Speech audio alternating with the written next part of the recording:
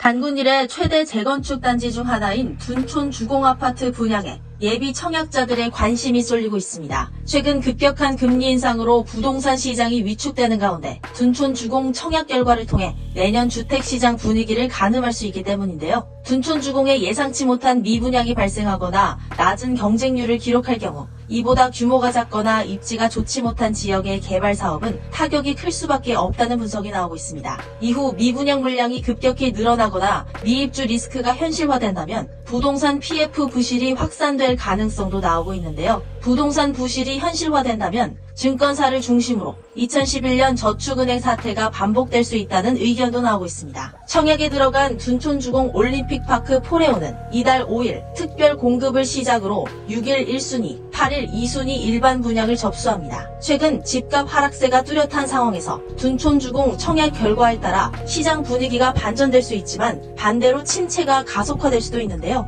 지난 5일 있었던 둔촌주공의 특별 공급의 경우 신혼부부 전형, 다자녀 가구 전형 등을 비롯한 일부 전형에서 미달이 나오며 차갑게 식은 부동산 시장을 보여주었습니다. 부동산 불패 신화로 불리는 강남 4구에서도 청약 흥행에 실패하는 모습을 보이며 부동산 가격 하락을 더하고 있는데요. 송파구 잠실의 아파트 엘스, 리센츠, 트리지움은 최근 고점 대비 약 8억 원 가까이 빠지고 헬리오시티도 큰 폭의 가격 조정을 보이고 있어 예비 청약자들의 셈법은 복잡해질 전망입니다. 자금 조달이 어려운 상황에서 미분양이 늘어난다면 증권사를 중심으로 2011년 저축은행 사태가 반복될 가능성이 크다는 의견도 나오고 있습니다. 증권사의 자기자본 대비 PF 대출 손실 비율은 2010년 말 4.7%에서 올 6월 말 38.7%로 급등했는데요. 특히 증권사들이 이익 극대화를 위해 신용 위험까지 부담하는 신용 공여형 보증을 확대한 만큼 PF 대출 부실에 취약한 상황입니다. 문제는 2011년 저축은행 사태 당시와 달리 이번에 통화정책 대응과 부동산 경기 부양책을 내놓을 상황이 아닙니다. 한은은 내년 상반기 중 금리 인상을 종료해도 인플레이션이 지속되는 동안에는 섣불리 금리 인하를 하기 어렵기 때문인데요. 또한 명목 GDP 대비 가계 신용 비율은 2012년 1분기 76.1%에서 올 2분기 104.6%로 오르는 등 가계의 대출 여력도 충분하지 못한 상황입니다. 과도하게 오른 집값의 건강한 조정은 필요하지만 자칫